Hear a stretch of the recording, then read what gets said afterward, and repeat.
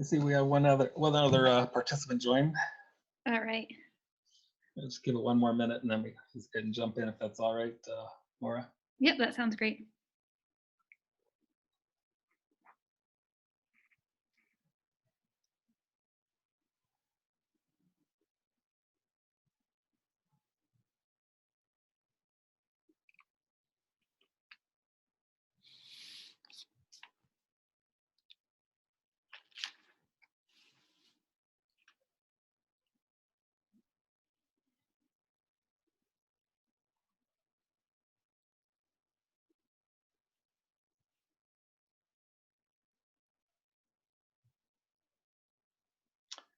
Laura, did you want to say anything before I jump in? No, you guys can go ahead. I'm excited to hear what you've got to say. Great. Well, let's just start off with just a brief introduction. I'm Daniel Lewis. I am the chief scientist at Creative Measurement Solutions, LLC. I just started a few months ago. Up until that point, I've been working largely in the K through 12 space. Spent 20 years at CTB McGraw-Hill, where probably my most notable achievement there was developing the bookmark standard setting method in the first year I joined there. And I've been thinking about standard setting ever since. My latest role was at ACT as a principal research scientist. And so I have just recently moved on. I'm excited to chat with everybody. I just want to say, Deborah, and I think there was one other, feel free to unmute and ask questions along the way if you like. Andre, feel free to unmute if you like and ask questions along the way. Rob, you want to introduce yourself? Sure. Yeah, I'm Rob Cook, and I am a senior research scientist at ACT. My start was as an operational psychometrician in K-12 space, but more and more of my research has been in the area of principled assessment design frameworks, specifically around construct development, item and test development methods, and aligning those with principled assessment frameworks. So Dan's background with standard setting and my principled assessment design background are kind of merging nicely here to put forward these ideas we're going to be sharing with you today. Great. So our talk is on embedded standard setting. It's a method that we've recently developed that aligns standard setting methodology with contemporary assessment design frameworks. And let me start off by just showing you or sharing with you, where the inception of this came from, and it helps to have a historical context for modern standard setting. So in the good old days, when I first joined CTB out of my grad school, educational assessment policy was state-based. There was very little federal assessment policy at the time. There was, but there wasn't a lot of accountability associated with it. It was a standards-based assessment, and in terms of achievement levels, descriptors, they were relatively new and not widely spread across the states. NAEP had experimented with achievement level descriptors. Maryland was an early adopter of achievement level descriptors, meaning they wrote them before the assessments were developed, or at least to describe what the assessments measure, but they were relatively uncommon at that time. When NCLB popped up in 2001, 2002, one of the requirements of it was that all states were required to report the results in terms of achievement level descriptors. And what that did, the bookmark method, which my colleagues and I developed in 1995, part of the reason it became so popular, I think, is that writing achievement level descriptors on the last day of the workshop was sort of a natural consequence. The entire process of bookmark is really about writing descriptors along the way, and when you're done, typically the last day of the workshop, we spent writing performance level descriptors or achievement level descriptors as an outcome of the standard setting. So achievement level descriptors tended to be written after the cut scores were set at that time. Lots of things happened in between that changed the context of the assessment design, namely principled assessment design, so evidence-centered design or assessment engineering. And as part of that, it became, and is now more commonplace under principled assessment design, to write performance level descriptors prior to item writing, prior to standard setting, as part of the early efforts of construct definition. So in modern standard setting, and descriptors tend to be written ahead of time. And there's lots of guidelines for that. Marianne Paris wrote something in 2008. Egan, Schneider, and Ferrara wrote something in 2012 if you want to reference how to write achievement level descriptors. Let me just go back and say that in the earlier days prior to this, the standard setting panelists themselves made that fundamental judgment. So historically, the fundamental basis of standard setting were the judgments made by panels of subject matter experts. At that time, when panelists came in, they didn't necessarily have performance level descriptors to go on, and they were asked to decide what should students know and be able to do to be proficient. So how high should they jump? And it was really their judgments, and that's why it was you needed lots of standard setting panelists there, because you wanted them to come from a broad range of backgrounds, some with high performing schools and some with more challenged schools, so they could select standards that were appropriate and the level of rigor appropriate for all students that were going to be where the cut scores would be applied. And achievement level descriptors were typically written after standard setting to help interpret the cut scores. Currently, under contemporary principled assessment design frameworks, carefully crafted achievement level descriptors are prescriptive of the rigor and the content expectations associated with the performance standards. I saw this under the original ideas for these came when I was facilitating smarter balanced standard setting. And I saw panelists following a bookmark method, but the descriptors already told them the answers to their questions. When they looked at an item, instead of deciding should students know and be able to do this to be proficient, they really just had to look at the descriptors and see if that item was associated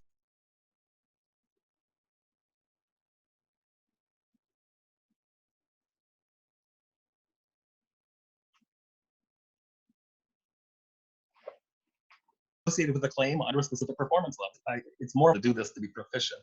So accordingly, ALD writing really is the primary component of standard setting in our perspective, because it frames the rigor, it frames the expectations, and if performance level descriptors are written well, they don't need to be exhaustive, but as long as they're comprehensive, they describe the knowledge and skills students should hold in each of the levels. So that's our fundamental claim, is that ALDs really drive are the fundamental aspect of standard setting.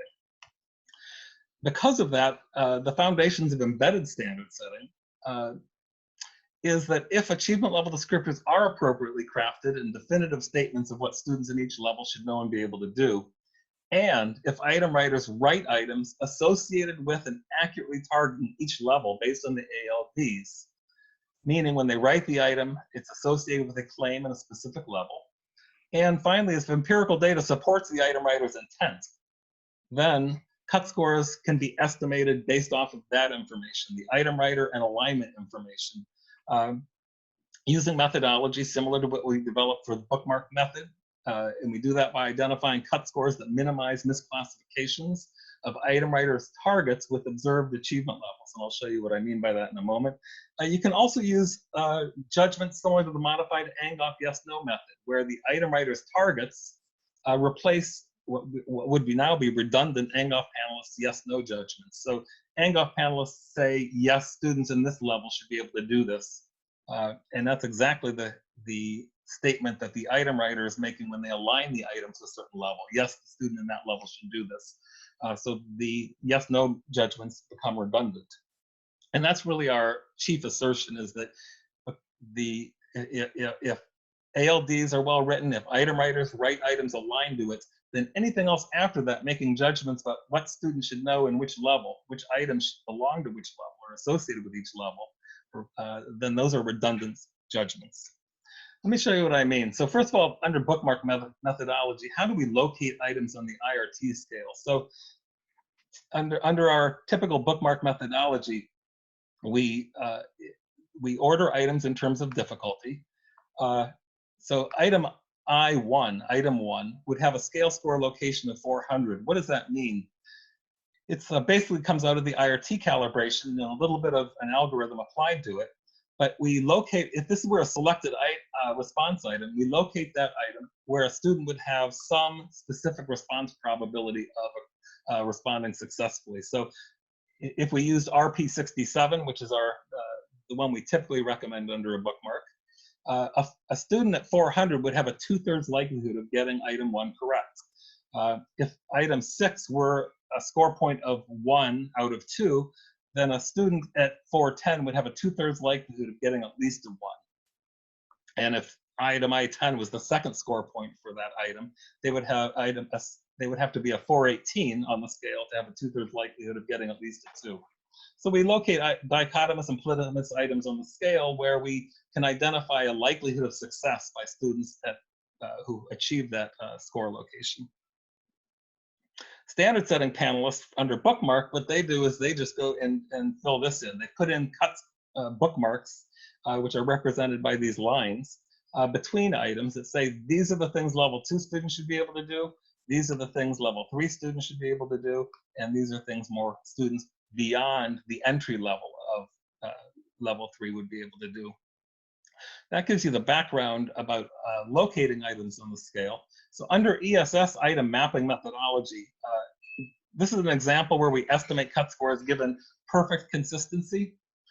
So if items come out where these achievement level targets, let's assume that these are the item writers' alignments. So the item writers wrote item I1 and either they align it to level 2 or in a separate alignment activity, this item was aligned to level 2. In this case, the items are associated with levels during item development alignment. Here, notice that the way the item writers wrote it, and once we apply the IRT and locate them on the scale, everything's separated perfectly. These items were perfectly consistent because you would expect items associated with level 2 to be around the same difficulty, that students in level 2 would have a similar likelihood of success on level 2 items, but a lower level of success on level 3 items, that the items would order themselves naturally the way the alignments are made. So in this case, we can set cut scores easily. The level 2 cut score would be between 408 and 409. That's at least at this point. We know that students in level 2 should at least be able to respond successfully to that item, but they're going to have less than a 2/3 likelihood, if that's the RP value, of responding successfully to this item. So it would have to be at least 408 and less than 410, and that's how we set that cut score. The same with level 3. It would be the scores separating between those two. So at least a 418, perhaps a 419. How about when it's imperfect consistency? So here, the items are here. The target levels, you can see these are the levels associated with the items by either the item writers or an alignment activity, again, based purely on subject matter expertise, not necessarily on data. And you can see that they're not following that same nice pattern. In that case, what we can do is try to identify the cut scores that optimize the targeting of items to levels. And the way we do that is by algorithmically consider every possible cut score. So in this case, a 400 as a possible cut score would mean the bookmark, if you wanted to think about it that way, would go after 400. Think about it going after every possible item. So we consider every possible cut score. And with each possible cut score, we consider the number of inconsistent items in that case. Let me show you what I mean. So if we considered 400 as the cut score, it says that there's 4 inconsistent items, and why? Because after the cut score, you should only find levels that are higher than level 2. The level 2 items should associate at or below the cut score, and level 3 or 3+ items should be after it. So these level 2 items should not fall after the cut score, because these are things level 2 students should know and be able to do. So if you set it at 400, that's saying that students in level 2 should be able to respond successfully to level 2 items. Well, these items they're going to have less than a 2/3 likelihood of success on. So these are inconsistent with empirical data. The leveling is inconsistent with empirical data. There are 4 inconsistent items. If we move the cut score to the next item and say, well, how about using 402 as a cut score? Well, now there are only 3 inconsistent items, because, and you can see what they are. By using this process, we can find the number of inconsistent items associated with each possible cut score and select the minimum level. So in this case, these identify, the green line identifies the minimal number of inconsistent items. There's 2 of them, and we can see actually what they are. The 3+, the level, in this case, you should not have a level 2 item after that. This level 2 item should not be after it as well. For level 3, there's only one inconsistent items, and that's because this level 3 plus item should actually be after the cut score. So how we treat those inconsistencies we'll deal with later, but that's how we identify the optimal cut score. And so there's a lot of dependencies here. We're saying that if these were totally messed up, so that there are, there's really no cohesiveness to this. And if you look at this, you can see that, out of the 15 items here, having only 2 items inconsistent seems reasonable. It doesn't seem unworkable. And having only 1 item inconsistent here does not seem unworkable as well. So you could also imagine a case where they didn't order as nicely. Now we'll deal with that and show you the information in a little bit. The yes-no method, if we were going to estimate cut scores using classical test theory, if we didn't scale these items, we could still estimate cut scores under ESS. In that case, the cut score is just equal to the count of the number of items at or below the achievement level. So you just count the number of items identified for each of the levels, and that produces a minimum cut score, minimum number correct score for that level. And of course, you'd want to correct for guessing. So we even can do this with classical test theory if we need to. I'm going to pause for just a moment and ask if there's any questions before we move on. Feel free to unmute yourself if you have questions. Some of these ideas are sort of fundamental to the rest of it.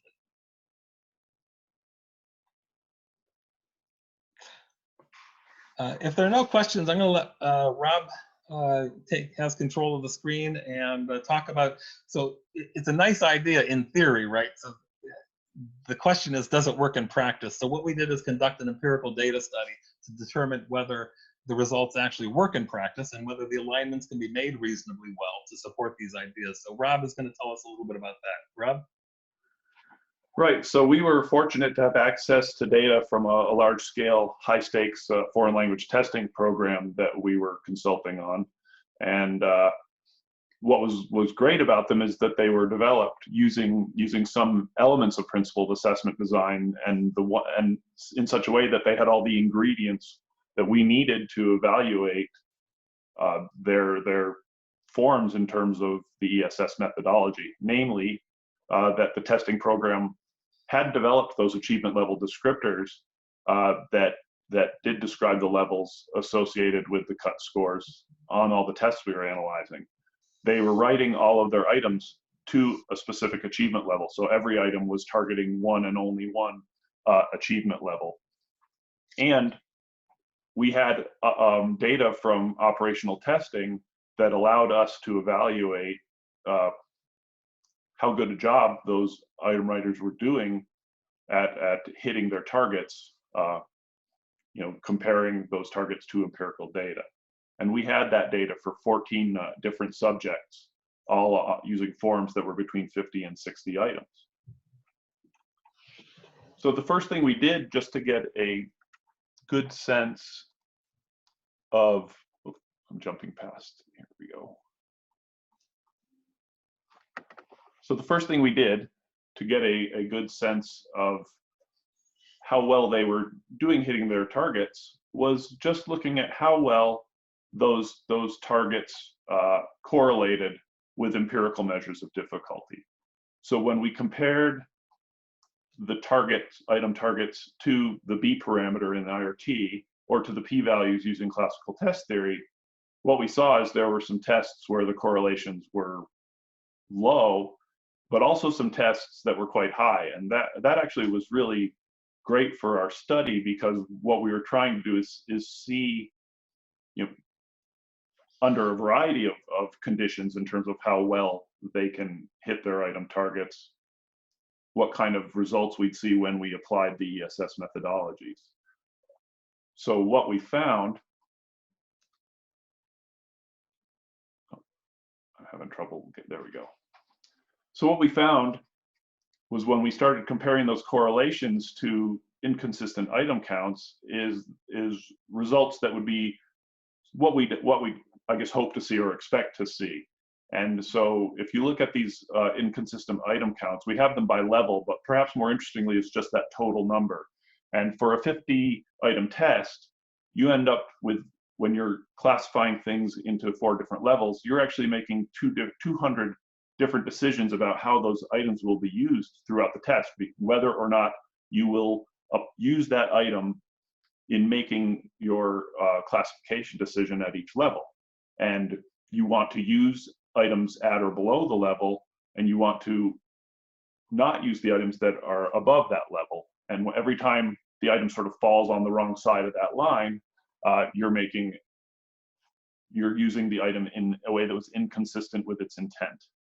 And what you see is when the items, when the correlations are low, those inconsistent item counts are quite high. 39 or 40 out of 200 decisions are to use the items in ways that they were not intended, or to not use items as they were intended.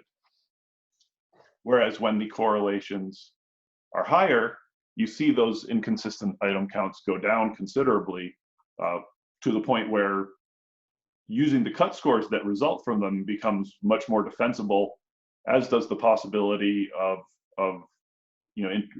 interacting with those items, remediating them in some way. That the number of items on which you might need to make some adjustments gets down to a reasonable enough number that you can start to think about that as well. Just to look at what those results look a little bit more on an individual test level. This is an example of the test that had the lowest correlation between item writer targets and empirical difficulty. And what you're looking at are bubble plots, and these are all for the same test, but the large one is just looking at all of the items as a whole. And where you want your items to fall is right along that diagonal line. That's where the ESS item mapping level is matching the item writer target level. And in these were set in the way that, using the methodology Dan just showed you, and they were picked to optimize based on the minimum number of misclassifications, so the minimum number of inconsistencies. Whether or not the result is a defensible cut score or not would be up to policymakers, but you can see in this instance, as I walk through the level by level decisions, that there are some impracticalities there. So for instance, if you look at the level 2 box, that's the small box at the upper left, setting the cut score where the inconsistencies is minimized results in only one item being used to make that cut score decision, whereas all of the other level 2 items, which are sort of higher up in that leftmost column, they've been classified at levels above level 2, so they're not being used as they were intended based on item writer targeting. You can see that there are no items that are being used that shouldn't be used. All of the items that were targeting higher levels actually are performing at higher levels. Going to level 3, the place that optimized for inconsistency resulted in us not being able to classify any level 3 items at level 3 for this test. So out of the 10 level 2 and 3 items that you would want to use to make that level 3 decision, only one actually fell below that line when ordered optimally. And we're still not using any items we shouldn't use, but one item to make that decision. So like I said, the practical implications, using that as an optimization criterion, present some challenges. You go to level 4, you start to see a few more items come into the picture that you can use to make that decision, but you're also starting to see some items you shouldn't use, that they were targeting higher levels. They're getting used to make that level 4 decision. And at level 5, you can see even more items coming in, both appropriately and inappropriately, and only one item that you would actually want to use goes unused. When the correlation is that low and the item mapping works that poorly, whether or not it's a tenable thing to apply ESS to actually set the cut scores is, there's some thinking that would need to be done there.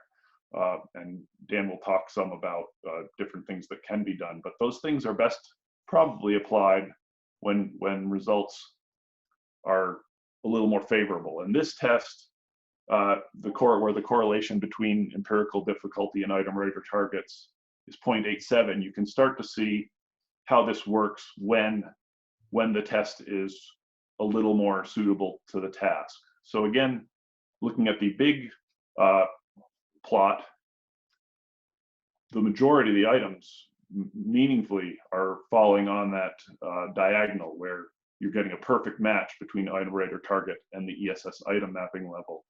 And the items that are falling away from that diagonal, they're not falling very far away from it, and there aren't very many doing it. And you can see when you start to look at that on the level by level decisions, level 2, you're using most of the level 2 items to make that decision, and only a couple are not being used. You're not using any items you don't want to be using, and most of the items you don't want to be using for that level 2 decision are falling above that line. At level 3, you can see again, most of the items are getting used appropriately. Most of the items you don't want to use yet are not being used, and you happen to have one that you'd like to use not being used, and one that you don't want to use is getting used. But again, the error you're introducing there seems minimal. And that trend continues. Level 4, you're still using most of the items you'd like to. You're introducing a few more that perhaps are not as appropriate for use.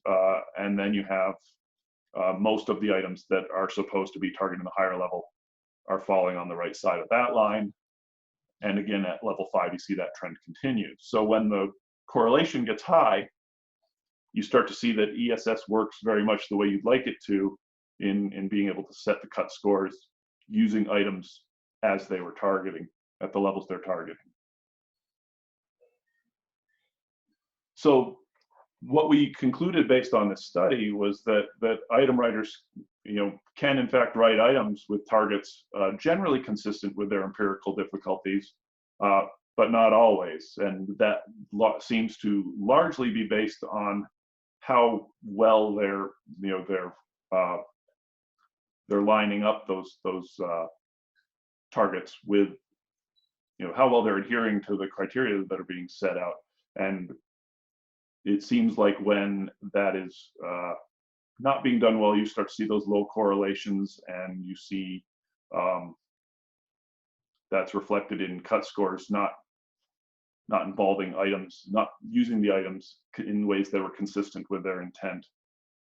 But when they're doing a good job, or when those correlations are high, you start to see them do a much better job, but there's still some inconsistencies. So what we want to do is figure out when item writers targeting is largely consistent with empirical data, and the misclassification rates are reasonable. What can we do in terms of setting the cut scores and remediating items? And when empirical data supports those item writer classifications, we're asserting that the standard setting is embedded in those existing assessment activities. And it's worth wondering what's gained by conducting additional standard setting after the fact, given that item writers and standard setting panelists are making essentially the same judgments, and often the item writers are doing it on conditions where they have more time, more training to make those judgments. And it's worth noting that ESS is based on identifying inconsistencies in item writers' unconstrained judgments, whereas the bookmark does actually apply some constraints to those judgments in order to be consistent, namely in producing those ordered item booklets. So when the empirical data doesn't support item writer classifications, it's worth thinking about what we want to do with those inconsistent items. The current practice is to conduct a traditional standard setting, and I think it's worth thinking about what the consequences of that traditional standard setting are. Namely, when your standard setters, if they agree with the item writers for the most part, that's a redundant judgment, and in which case both actually disagree with the empirical data. So why it raises the question whether you should trust that standard setting judgment any more than the item writing judgment. Similarly, when they differ, the item writers and the standard setters, it's worth going back to and thinking, given the relative amount of time spent thinking about those judgments on the part of the item writer versus the standard setter, and how much training they have to make those judgments, which one should be trusted more. Whereas under principled design and using ESS, we're saying that the time that you would spend conducting that traditional standard setting might be better spent providing feedback to the item writers for professional development, meaning training them to identify the things that result in inconsistent items and removing those from their item writing practice, improving item writing practice so that they get better and better at hitting the targets they're trying to with their item writing. And additionally, when again, instead of that traditional standard setting, resolving those inconsistencies based on a subject matter expert review. And that leads us to the embedded methods that you can apply. And Dan's going to start talking about that and what the broader perspective of implications are applying ESS. Great, thanks, Rob. So I'm going to talk for a little bit more, and then we're going to open up for some questions. But the work that Rob and I initially did on embedded standard setting, once we realized that the alignment is the key activity that produces the cut scores, we realized that it's really not just embedded standard setting, but embedded methods. That there's also that from the beginning of the assessment development life cycle to the end, that the processes of standard setting are embedded in the methods that already exist, and that you can't look at just standard setting without thinking about alignment and without thinking about construct definition and the achievement level descriptors. So we realized that it's sort of the implications are much broader than standard setting, and that you have to consider, because it is embedded, you have to consider the processes that this method is embedded within in order to fully understand it. So I'm going to talk about the end-to-end processes and a little bit about how we see these embedded standard setting acting on those processes and any additional activities that need to be conducted. So first of all, under achievement level descriptor writing, we already have a pretty well defined descriptor writing process that is well documented, and states go through achievement level descriptor writing workshops. They produce technical reports associated with it. They do public vetting of those. What's important is to make sure under our approach is that they're written with the understanding that they're really the fundamental standard setting activity, and that the rigor and the content expectations will actually define the cut scores in the end, because they're going to define the next bullet, item writing and the alignment hypothesis. First of all, I want to credit Ellen Fort coined the term alignment hypothesis because when she realized that the methods that we developed interact with the things that she's interested in, which is a lot of, she's developed methodology and published on the alignment process. So she and I got together, Rob, and started talking about how we integrate our methods, and the alignment hypothesis came out of that. Currently, when you write items, it's written to a claim. It's written to provide evidence for a claim, and if you have those alignments made to specific levels, so if you've written the performance levels, you take a statement out of that as an example of a claim for a specific performance level, and write an item to provide evidence for that. That is an alignment. Currently, we call that this item is aligned to this level. What we've done differently, the way we frame it differently here, is we consider that an alignment hypothesis, that we hypothesize that this item is aligned to it, but we wait until we see empirical data before we accept that, before we say that the data supports that. So we are applying basically the scientific method to alignment. Previously, and up to this point, subject matter experts in a systematic review and approval process for those alignments defines the alignments. And once they are aligned, percentage of aligned items, the breadth and depth of the alignment to the standards are provided as an outcome of that activity. What we are proposing is that there's an additional step, that we consider those hypothesized alignments until we see the consistency or inconsistency with empirical data. and then we can provide feedback based on that and update the alignments one way or another. And I'll talk about that just shortly, and again, very briefly. But the item writing and alignment hypothesis is a new aspect of alignment that we are proposing to embed. Whereas right now, they do the alignment. What the subject matter expert needs to understand is that we are going to check that with empirical data, and they'll have an opportunity to see that empirical data later and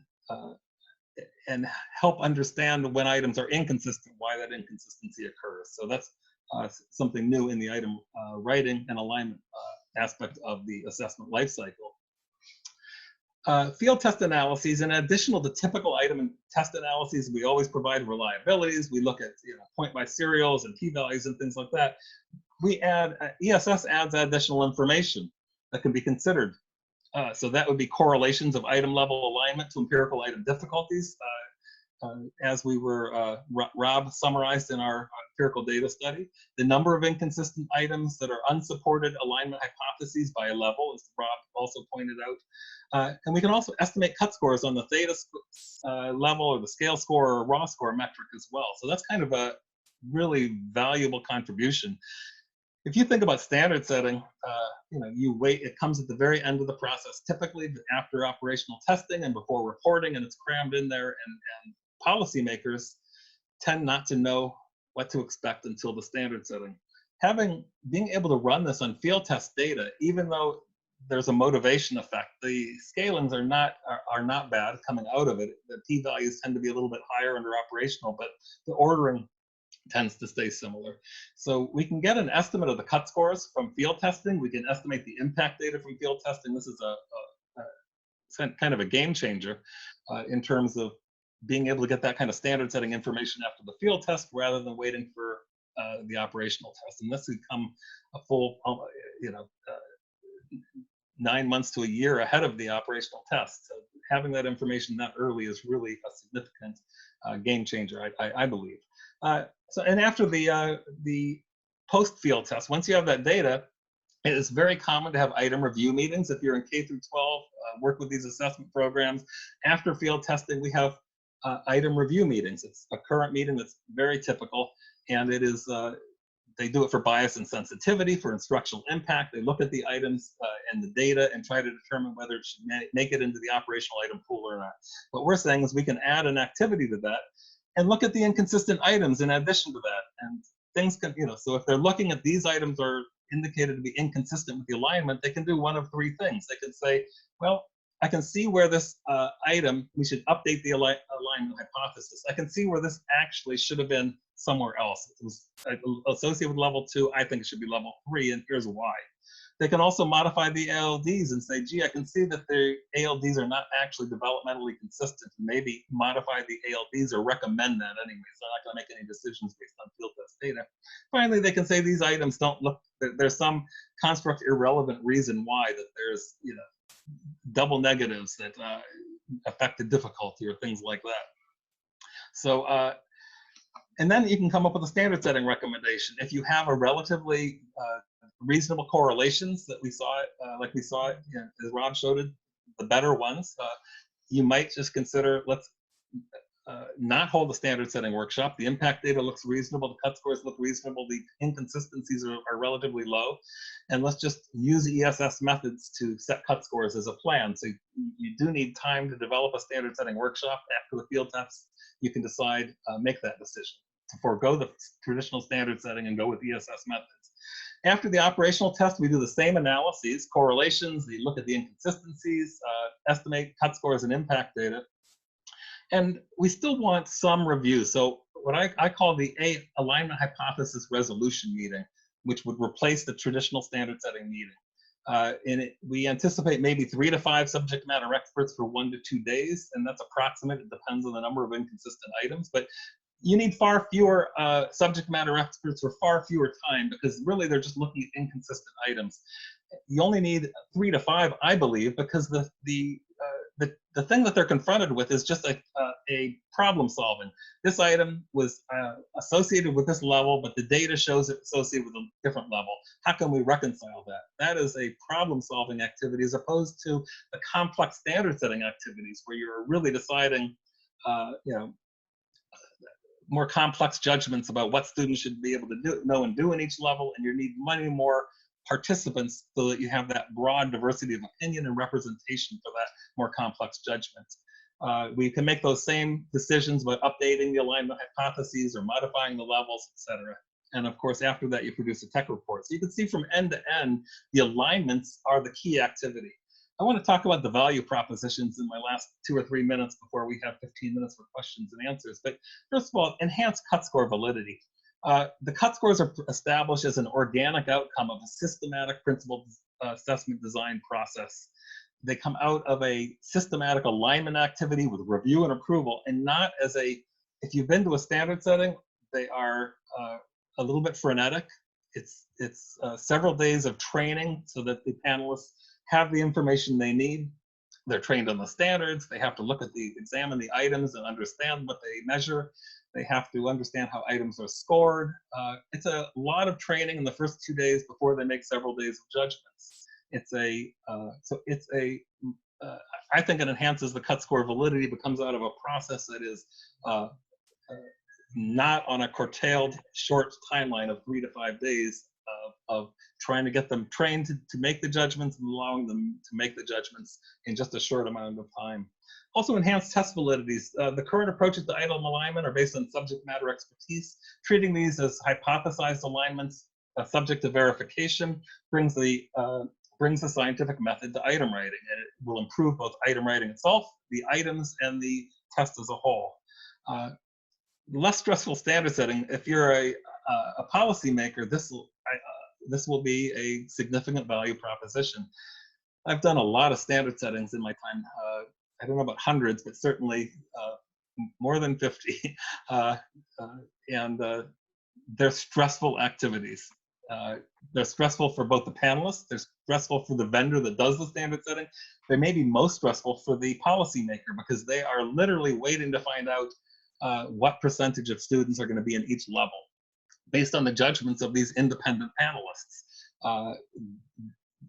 I have been to standard settings where only 1% of the students were proficient in math and watched the policymakers have a heart attack. It's a stressful activity. You don't know what the consequences are. And I've seen other standard settings where 80% of the students were proficient, which defied logic based on what they know about their students and their level of the educational program. And it happens for various reasons. The 1% came out of 10th grade math teachers. I was a math teacher. And I know that at the high school level and above, they are gatekeepers. They want students to know mathematics. The 80% of kids being proficient came out of 3rd grade teachers. I was also an elementary teacher, and I know that we're student-centered. They cheered when they saw the 80% because they were happy that students were going to be classified as proficient and not as unproficient. So there's lots of reasons why things come out of standard settings in odd ways. Using this approach with being able to do these analyses, the field tests, and having time to prepare for the outcomes. If they are unacceptable, there's lots of things that can be done. Performance level descriptors can change, the alignments can be reassigned based on that, and coming up with more reasonable data that will support a positive impact on their educational program. Finally, cost savings. If you have the traditional standard setting workshop, it's 3 to 5 days with 12 to 24 participants per grade and subject area. Standard settings run several $100,000 at a minimum, probably. They're hundreds of $1,000s, and I'm sure that the Smarter Balanced was millions of dollars, over $1 million, I would guess, because you brought in 30 some teachers per grade content area for 3 to 5 days, being flown in across the country into Dallas where we held it. And so you can see that AH resolution meeting with 1 to 2 days of just 3 to 5 participants could be a significant cost savings if you went that route. So there's a lot of reasons why embedded standard setting has excited Rob and I, and why we think we would like to see it in practice. And we are currently, there are folks I'm currently talking to about implementing it in practice. We have not done it operationally yet, but there are projects in the works, and our paper is going to be published hopefully in the next month or two, in educational measurement issues and practices. We'd be happy to send you a copy of the submission version. We have don't have the final, it's in press basically, but we don't have the final version ready yet. But we're excited to see this published and to see some of this done operationally. So at that, I'm going to stop and let folks go and unmute if you like, and feel free to ask questions. And thank you for your patience. Rob, any last words before we open it up? No, I think you summarized it quite well, and I'm interested to hear what people think or what questions they might have. Great. Feel free to unmute and ask any questions you like.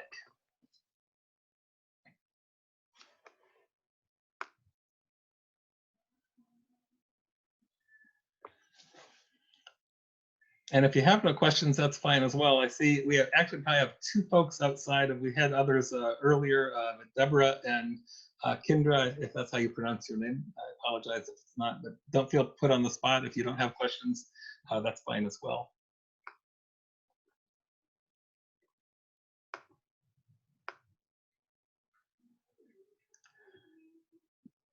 Maura, I'm going to turn this over to you if you want to. Thanks. That was really interesting. I didn't know too much about standard setting before, so I feel like I just learned a whole lot, but that sounds like a really cool new idea. So I look forward to reading your paper for sure. Great, thank you. If anyone has any questions, I guess now's the time. Otherwise, we can probably end this. All right. Well, thank you so much for joining, and thanks for being the guinea pigs of this, Dan and Rob. I think it went well, so hopefully we can keep this going for the next few months at least. Great. I think it's a great idea, and we were very happy to join. For us, it doesn't matter. There's one person that we share these ideas with, or many. So we're really happy to be able to participate. Thanks. Cool. Yeah, thanks for including us. Yeah. Thank you so much. All right. Thanks all. Bye. Bye-bye.